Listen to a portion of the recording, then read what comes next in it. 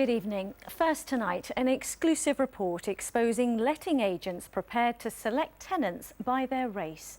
Our undercover investigation reveals the illegal and underhand techniques used by agents on behalf of landlords to discriminate against potential tenants.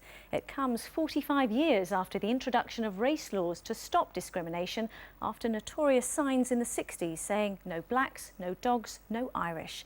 The Race Equalities Watchdog says it will now conduct a major investigation. This report from Guy Lynn. 45 years after it was first banned in housing, young black Londoners tell us they've been the victim of discrimination by letting agents. You ask, why is it still in the window? They'll make up any reason. They'll say, oh yeah, it's because it's gone, someone's taken it. I'm undercover in a flat, posing as a landlord. These are some of the many agents the BBC discovered were willing to select tenants for landlords by race. We got our ways around that. 99% of my landlords don't want Afro-Caribbeans. Without openly advertising it that no Afro-Caribbeans allowed, we would obviously understand that it's not available. Afro-Caribbeans, yeah, you did mention the fan. Yeah, that's not a problem. There's nothing wrong with saying that. Yeah.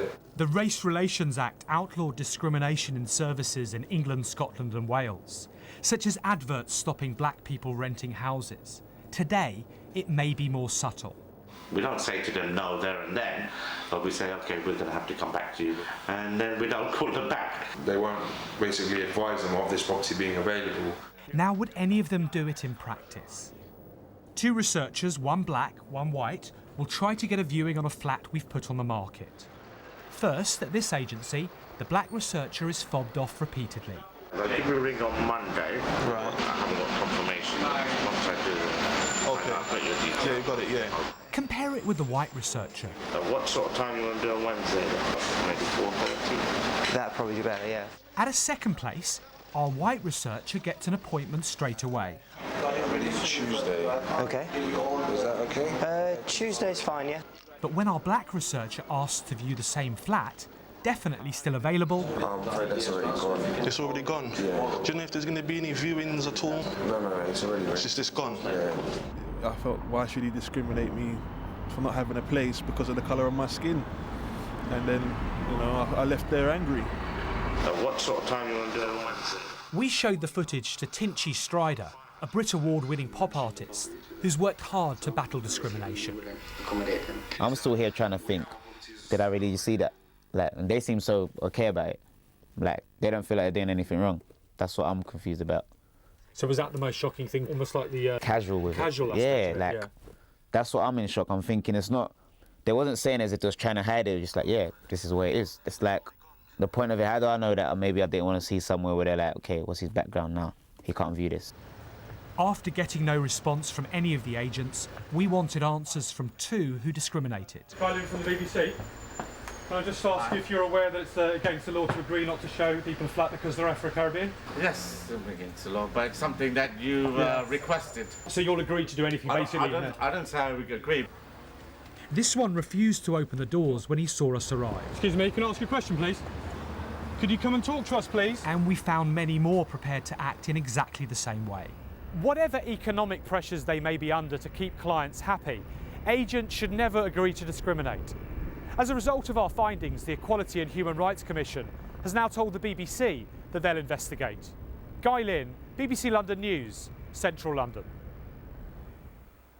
And with us now is Rob Berkeley from the Runnymede Trust, a leading anti-racism charity. Very good evening to you. Watching that, are you surprised by the blatant nature of the discrimination there? I'm surprised at how willing people are to own up to their kind of racism. And to use it for business gain.